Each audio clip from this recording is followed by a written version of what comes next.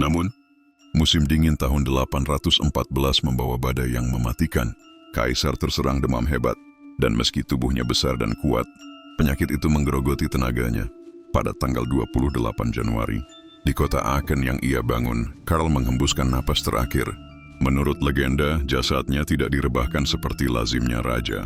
Ia didudukkan di singgasana, mengenakan mahkota, memegang pedang, dan mengenakan jubah ungu. Ia seakan masih memerintah, bahkan dalam kematian. Epilog warisan sang kaisar. Charlemagne meninggalkan warisan yang tak tertandingi.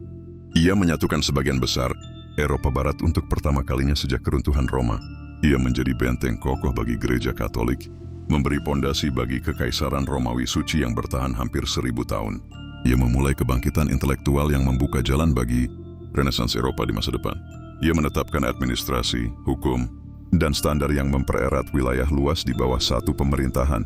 Ia membentuk visi tentang Eropa sebagai kesatuan politik dan budaya, visi yang masih hidup hingga kini. Bagi sebagian orang, ia adalah pahlawan suci. Bagi yang lain, ia adalah penakluk berdarah dingin.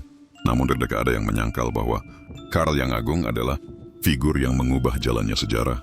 Dan dari abu tubuhnya terukir satu nama abadi. Charlemagne, Bapa Eropa, warisan sang Kaisar Cahaya. Ketika tirai waktu menutup abad ke-8 dan ke-9, nama Karl yang Agung tak tenggelam bersama jasadnya. Ia meninggalkan lebih dari sekadar reruntuhan istana dan makam di Aachen. Ia meninggalkan sebuah visi, sebuah kerangka dunia yang akan mempengaruhi perjalanan sejarah selama 1000 tahun berikutnya. Ia adalah penyatunya Eropa Barat. Sejak runtuhnya Roma, benua itu terpecah dalam ratusan kerajaan kecil, masing-masing terjebak dalam perang tanpa akhir. Karl mengikatnya kembali dalam satu mahkota, satu hukum, dan satu keyakinan.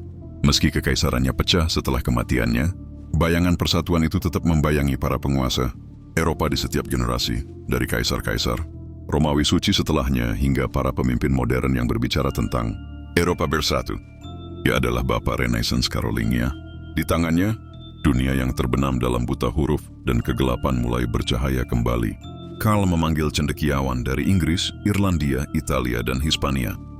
Ia mendirikan sekolah di setiap biara. Ia memerintahkan pembuatan buku dengan huruf Carolingian minuskul, yang kelak menjadi dasar alfabet Latin modern. Ia percaya bahwa pengetahuan adalah perisai sama pentingnya dengan baja pedang.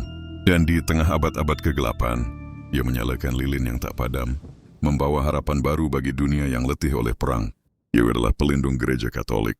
Tanpa Karl, Roma mungkin tak pernah bangkit, kembali sebagai pusat Kristen Barat. Dengan pedangnya, ia mengusir musuh-musuh paus. Dengan mahkotanya, ia memulihkan martabat kepausan.